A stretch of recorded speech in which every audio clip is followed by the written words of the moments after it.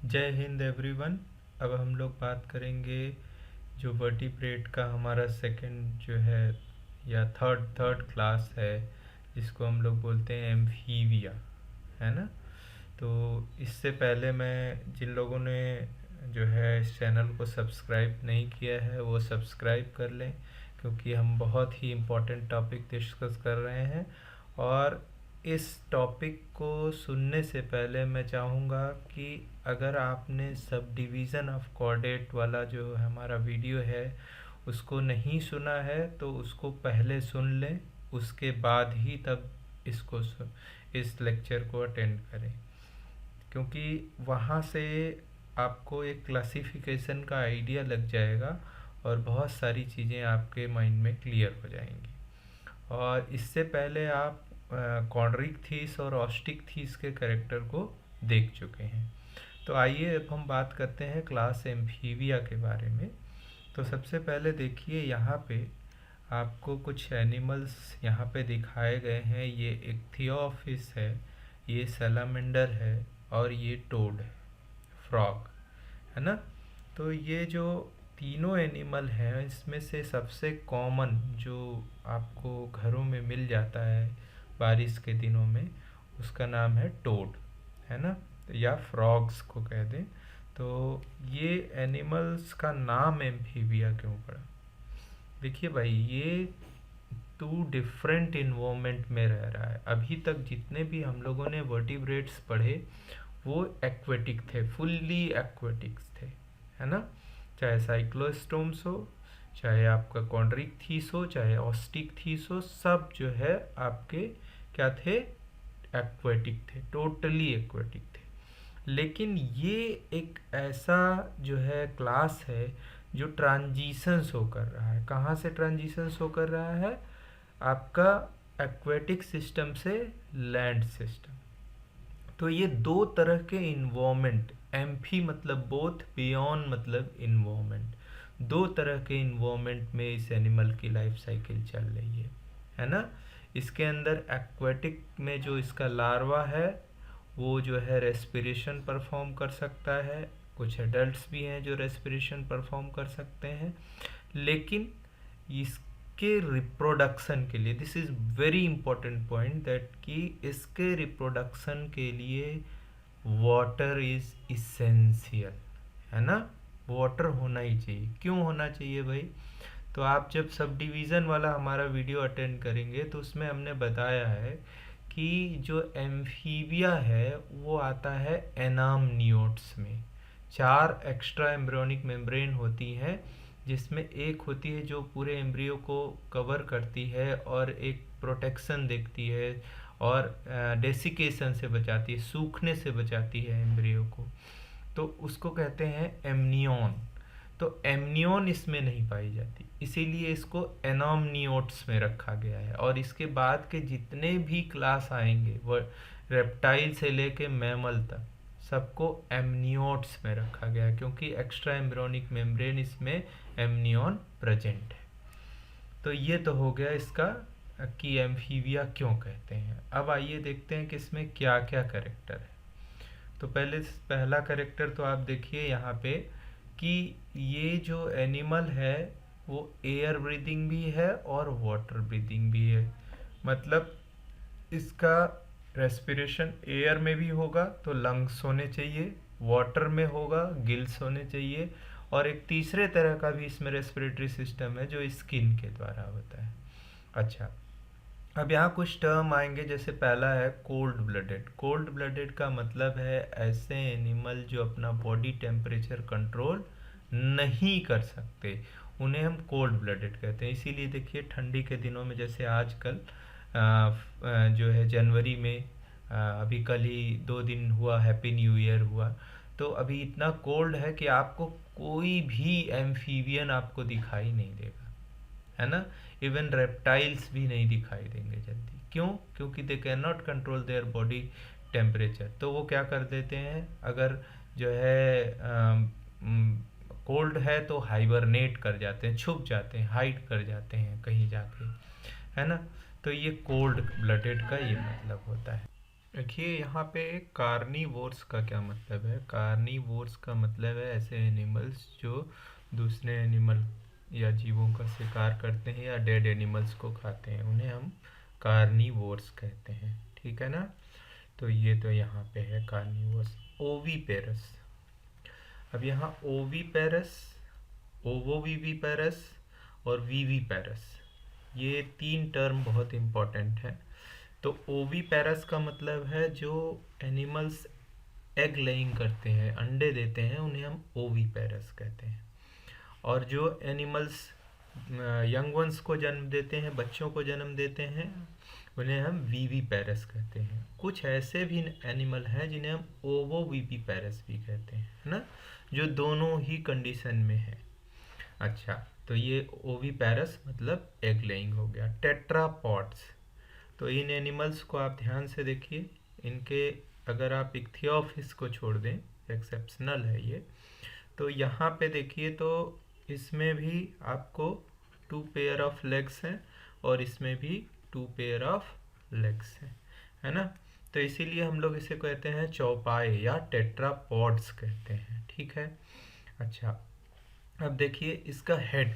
Head जो है यहाँ पे बॉडी का जब डिवीज़न देखेंगे तो बॉडी में क्या है, हेड है, ट्रंक है और टेल है। ठीक है ना। ट्रंक और टेल, हेड, ट्रंक और टेल, है ना। टेल इलोंगेटेड हो सकती है या एब्सेंट भी हो सकती है, वो हम लोग आगे देखेंगे जब इसके डिविजन्स पढ़ेंगे, क्लास के अंदर ऑर्डर्स पढ़ेंगे। तो लिम्स देखिए, 2 पेयर ऑफ लिम्स अभी मैंने आपको दिखाया था। तो 2 पेयर ऑफ लिम्स हैं आपको, है ना। तो मतलब अगर हम कहें कि पेक्टोरल और पेल्विक गर्डिल प्रेजेंट होते हैं तो इसमें कोई वो नहीं है भाई, पेक्टोरल गर्डिल है तभी उसके जो है जो प्रॉक्सिमल लेग्स हैं वो हैं और जो पीछे के पैर हैं वो हैं। ठीक है ना। तो पेंटाडक्टाइल, पेंटाडक्टाइल का क्या मतलब है यहाँ देखिए। तो जब इनके जो फिंगर्स हैं देखेंगे, लिम्स में फिंगर्स हैं, तो अगर यहाँ आप काउंट करें तो यहाँ पे देखिए 1 2 3 4 5, कभी कभी 4 होते हैं, जैसे इसमें देखिए यहाँ पे 4 है। तो 4 से 5 रहेंगे तो उनको हम क्या कहते हैं, यूजुअली 5 के लिए हम क्या टर्म यूज़ करते हैं, पेंटाडक्टाइल। तो ये क्या है, पेंटाडक्टाइल है। अच्छा, फिश में हम लोगों ने बात की थी पेयर्ड फिन की, है ना। तो वहाँ वो फिश का करेक्टर था, यहाँ पे नहीं पाया जाएगा। इवन लार्वा में भी अगर फिन प्रेजेंट है तो उसमें फिन रेज नहीं होगी, हम लोगों ने बात करी है पहले फिन रेज की, है ना। तो चाहे कॉटिलेजिनस फिश हो या बोनी फिश हो, दोनों में फिन रेज पाई जाती हैं। लेकिन यहाँ पे देखिए पेयर्ड फिन तो एब्सेंट ही है, मेडियन फिन प्रेजेंट है, लेकिन अगर मेडियन फिन प्रेजेंट है तो ये फिश लाइक फिन नहीं है, इसमें फिन रेज नहीं है। तो यहाँ लिख सकते हैं आप नो फिन रेज। ये फिश की तरह नहीं है। ठीक है। अच्छा, नेक्स्ट देखिए तो स्किन। अब ये बहुत इंपॉर्टेंट स्ट्रक्चर है। अभी तक हमने फिश में पढ़ा था कि स्केल्स पाई जाती थी, है ना, साइक्लोइड स्केल, टिनोइड स्केल या अदर टाइप की स्केल्स पाई जाती थी। ठीक है ना। और इसके आगे वाला जो हम क्लास पढ़ेंगे रेप्टाइल, वहाँ पे भी स्केल्स पाई जाएंगी, लेकिन यहाँ पे जो है स्किन बहुत सॉफ्ट, है ना। आप अगर मेढक को कभी फील किए होंगे, टच किए होंगे, तो आपको पता होगा, है ना। और ये ग्लैंडुलर होते हैं, इनकी स्किन कैसी है, सॉफ्ट है और ग्लैंडुलर है। और आप देखते हैं कि बरसात के दिनों में जब आपको मेढक दिखाई देते हैं, है ना, फ्रॉग्स, तो उनका कलर चेंज हो जाता है, वो येलो हो जाते हैं, कोई कोई आपको ग्रीन दिखेगा, कोई डार्क ग्रीन दिखेगा। तो उनके स्किन में क्या पाए जाते हैं, क्रोमैटोफोर, क्रोमा का मतलब ही है कलर भाई। तो क्रोमैटोफोर्स पाए जाते हैं जिसकी वजह से उनका स्किन का कलर चेंज हो जाता है। ठीक है। अच्छा, इंडोस्केलेटन तो पाया जाता है लेकिन एक्सोस्केलेटन यहाँ पे नहीं पाया जाता। देखिए एक्सोस्केलेटन यहाँ पे नहीं पाया जाता।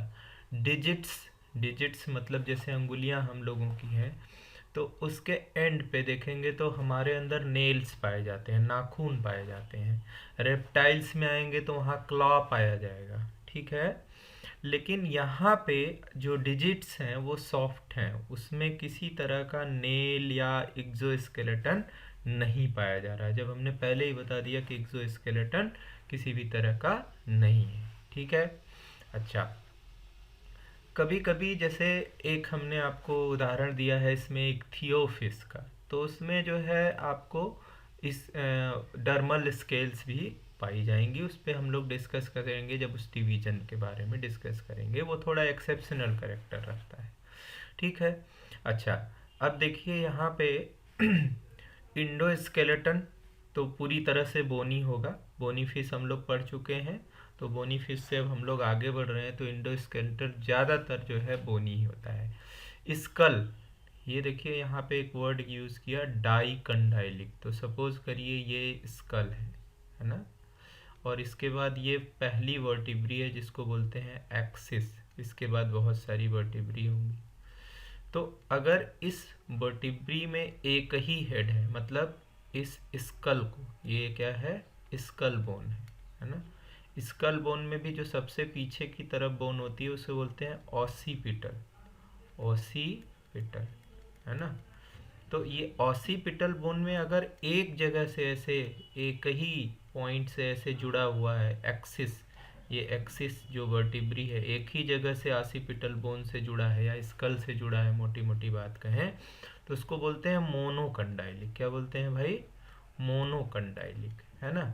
लेकिन अगर यहाँ पे दो पॉइंट से जुड़ा है, मान लीजिए ये स्कल है और यहाँ पे एक इसके एक्सिस के दो हेड है, ये जो एक्सिस वर्टिब्री है इसके दो जगह से टच कर रहा है, कौन, स्कल, तो इसको क्या बोलेंगे, डाइकंडाइलिक। क्या बोलेंगे भाई, डाइकंडाइलिक है ना। तो इसीलिए जो फ्रॉग होता है, फ्रॉग में तो मान लो नेक होता ही नहीं है, और भी जैसे सैलामेंडर है, तो ये एनिमल्स जो है बॉडी को, जैसे हम लोग अपना हेड ऐसे टर्न करके अपने दाएं बाएं देख लेते हैं, ये लोग नहीं देख सकते, इनको पूरी बॉडी को टर्न करके तभी इनको देखना पड़ेगा, है ना, क्योंकि इनका स्कल क्या है, डाइकंडालिक। तो जैसे पाई बॉन्ड में रोटेशन नहीं होता है, जैसे कार्बन कार्बन में पाई बॉन्ड रहता है तो रोटेशन नहीं होता है, सिंगल बॉन्ड रहता है तो रोटेशन होता है, तो उसी तरह से यहाँ पे जो है मोनोकंडाइलिक जो है हम लोगों में है जैसे, और रेप्टाइल्स में है, लेकिन यहाँ पे क्या है, डाइकंडाइलिक है। माउथ देखिए, माउथ जो है इनका बड़ा सा होता है, जैसे आपने फ्रॉग को भी देखा होगा खूब बड़ा सा माउथ है, और सैलामेंडर में भी देखिए खूब बड़ा सा माउथ है ना। इसके जो अपर जा होते हैं, अपर जा में आप देखेंगे तो अपर जा और लोअर जा दोनों में स्मॉल होमोडोंट, होमोडोंट टीथ का क्या मतलब है, होमोडोंट का मतलब है यहाँ एक ही तरह के टीथ पाए जाएंगे, जैसे हम लोगों में इंसीजर है, कैनाइन है, प्रीमोलर है, मोलर है, चार तरह के हो गए, लेकिन इसमें एक ही तरह के सारे टीथ पाए जाएंगे, ठीक है ना, और वो छोटे छोटे होंगे। अच्छा, आप देखते हैं कि फ्रॉग बैठे बैठे या कैमेलियन है ना, तो वो क्या करते हैं, बैठे बैठे अपनी टंग को बाहर निकालते हैं और दूर बैठे किसी इंसेक्ट को खा जाते हैं, ठीक है ना। तो उसको बोलते हैं कि इनकी टंग क्या होती है, प्रोट्रूसिबल होती है, मुंह से बाहर आ सकती है, बहुत लंबी सी होती है ना। अच्छा, ये देखिए 10 पॉइंट, इसको हम लोगों ने पहले भी पढ़ा है, क्लोएका, तो मैं यहाँ रिपीट नहीं कर रहा हूँ, लेकिन जो एम्फीबिया है उसमें भी क्लोएका पाया जाएगा। जब आपको हमने डिस्कस किया है कॉन्ड्रिक्थिस और ऑस्टिक्थिस दोनों में बताया है। रेस्पिरेशन देखिए, ये ऐसा एनिमल है, पहले ही हमने कहा कि ये लैंड पे भी रहता है और वाटर में भी रहता है, ठीक है, और इसको रिप्रोडक्शन के लिए वाटर चाहिए ही चाहिए, ठीक है ना। तो यहाँ रेस्पिरेशन के लिए लंग्स भी है, स्किन से भी करता है, माउथ की लाइनिंग से भी रेस्पिरेशन हो सकता है, ठीक है ना। अच्छा, हार्ट की बात करें तो हार्ट में देखिए ऐसे हो जाएगा, दो ऑरिकल होगा और एक वेंट्रिकल, है ना, ये राइट ऑरिकल है और ये लेफ्ट ऑरिकल है, और ये क्या है, वेंट्रिकल है, ठीक है ना। तो थ्री चैम्बर्ड हार्ट है, थ्री चैम्बर्ड हार्ट है। एओर्टिक आर्चेज इस पे हम लोग बाद में डिस्कस करेंगे, लेकिन यहाँ आप देख लीजिए 1 से लेके 3 तक प्रेजेंट होती हैं, ठीक है ना। अच्छा, अब देखिए इसमें पोर्टल सिस्टम हमने पहले भी डिस्कस किया है। पोर्टल सिस्टम का क्या मतलब है भाई, कि कभी वेन्स जो है किसी आर्गन से ब्लड कलेक्ट करे और इसके बाद उसका फिर रीडिस्ट्रीब्यूशन हो। तो ये 3 तरह के होते हैं, हमने आपको पहले भी डिस्कस किया है कुछ वीडियोस में। तो इसमें 3 तरह के हिपैटिक पोर्टल सिस्टम है, रीनल पोर्टल सिस्टम है, और एक बहुत इंपॉर्टेंट है जो हम लोग पिट्यूटरी में पढ़ेंगे, उसको बोलते हैं हाइपोफिजियल पोर्टल सिस्टम। तो यहाँ पे देखिए रीनल पोर्टल सिस्टम प्रेजेंट है ना। और कौन सा सिस्टम प्रेजेंट है, हिपैटिक पोर्टल सिस्टम प्रेजेंट है। तो ये तो हो गई भाई कि जो है पोर्टल सिस्टम की बात। और पोर्टल सिस्टम पहले कहाँ इवॉल्व हुआ, हाँ ये मनोज कह रहे हैं कि सर हम लोगों ने वहाँ पढ़ा था उसको पोर्टल सिस्टम सेफेलोकॉर्डेट में। ठीक है भाई, आप लोग रीचेक कर लीजिएगा इनके नॉलेज को, है ना। तो अच्छा, अब देखिए इसका इरेथ्रोसाइट जो होता है वो ओवल शेप का है ऐसे, और उसके अंदर क्या पाया जाएगा, न्यूक्लियस पाया जाएगा। कंपैरेटिवली इसकी साइज बड़ी होती है, ठीक है। किडनी, किडनी की बात करें तो हमने पहले भी बात किया है कि प्रोजोनेफ्रिक, मीजोनेफ्रिक और मेटानेफ्रिक 3 तरह की किडनी है। तो यहाँ पे कौन सी किडनी पाई जाएगी, मीजोनेफ्रिक पाई जाती है। लेकिन जब इसके टैडपोल लार्वा में देखेंगे तो वो प्रोटोनेफ्रिक है ना। क्यों, क्योंकि वहाँ अमोनिया का एक्सप्रेशन हो रहा है, तो अमोनोटेलिक है वो ज़्यादा, और ये क्या है, यूरियोटेलिक है। ये इसका एक्सक्रीशन ज़्यादा क्या होगा, एडल्ट का यूरिया होगा, तो इसीलिए मेजोनेफ्रिक टाइप किडनी है ना। ब्रेन बहुत पुअरली डेवलप्ड होता है इन एनिमल्स का। कभी आप फ्रॉग को अपने घर में देखते होंगे, तो उसके सामने खड़े हो जाइए तब भी वो आप ही के सामने कूदता है, ठीक है ना। तो ब्रेन पुअरली डेवलप होता है। अच्छा, ये पॉइंट देखिए, इसको हम लोगों ने इससे पहले ऑस्टिकथीस कॉन्ड्रिकथीस दोनों में डिस्कस किया है। ये है कि नॉस्ट्रिल, नॉस्ट्रिल जो है वो कनेक्टेड है किससे, बकल कैविटी से, है ना। तो ये इसमें भी पाया जाएगा। अच्छा, ये देखिए हम लोगों ने मिडिल ईयर में पढ़ा है अपने 12th क्लास में भी कि 3 बोन पाई जाती हैं, MIS, मिस, है ना, मैलियस, इंकस, स्टेप्स, ये 3 बोन पाई जाती हैं। लेकिन फ्रॉग के अंदर ये क्या है, मिडिल ईयर बोन, ये क्या है भाई, मिडल ईयर बोन, है ना। तो लेकिन फ्रॉग के अंदर आप देखेंगे तो ये मिडल ईयर बोन जो है ये तीनों नहीं पाई जाती, केवल एक ही बोन पाई जाती है ना। और उसका शेप कुछ इस तरह का होता है ना। तो उसको बोलते हैं कॉल्यूमेला। पूछा जाता है कि कॉल्यूमेला किस में पाया जाता है, तो कॉल्यूमेला जो है ये केवल एक ही बोन इसमें मिडिल ईयर में पाई जाती है फ्रॉग में, ठीक है ना। अच्छा, लार्वल, अच्छा एक्सटर्नल ओपनिंग नहीं होगी भाई, एक्सटर्नल ओपनिंग ईयर की नहीं होगी हम लोगों की तरह, ठीक है। अच्छा, लार्वल फॉर्म्स, लार्वल फॉर्म्स में क्या पाया जाएगा, ये हमने आपको बताया था, वाटर करंट को सेंस करते हैं लैटरल लाइन सिस्टम के थ्रू, ये फिश में पाया जाता है, बताया था ना। डार्सल और वेंट्रल के बीच में एक मिडिल लाइन की तरह है ये लैटरल लाइन सिस्टम, और उसमें छोटी छोटी छोटी छोटी ओपनिंग्स होती हैं, उससे वाटर करंट जब मूव करती है तो उसके अंदर से जाती है, जिससे हमको एनिमल सेंस करता है कि वाटर का फ्लो कैसे हो रहा है। फर्टिलाइजेशन इसमें एक्सटर्नल होगा, और हमने पहले ही बताया कि ये कैसे हैं, ओविपेरस एनिमल है, एग लेइंग एनिमल है। डेवलपमेंट इनडायरेक्ट है ना। Larval form is there, tadpole, mostly larva क्या होता है, टैडपोल होता है जो मेटामॉर्फोसिस के बाद एडल्ट में बनता है ना। और क्लीवेज कैसा होगा, होलोब्लास्टिक अनइक्वल क्लीवेज होगा, है ना। तो यहाँ तक हम लोगों ने पढ़ लिया। अब नेक्स्ट क्लास में हम लोग देखेंगे कि इसके अंदर कौन कौन से क्लास के अंदर ऑर्डर्स आते हैं और उनके क्या कैरेक्टर हैं। अद्वैता एकेडमी के सभी व्यूअर्स का बहुत बहुत धन्यवाद, आभार। आप हमें लाइक कर सकते हैं, शेयर कर सकते हैं। यदि आपको ये वीडियो ये चैनल पसंद आया है तो आप इसे सब्सक्राइब कर सकते हैं, और बहुत महत्वपूर्ण है कि आप बेल आइकन दबाना ना भूलें, जिससे कि आप हमारे अगले वीडियो का अपडेट प्राप्त कर सकें।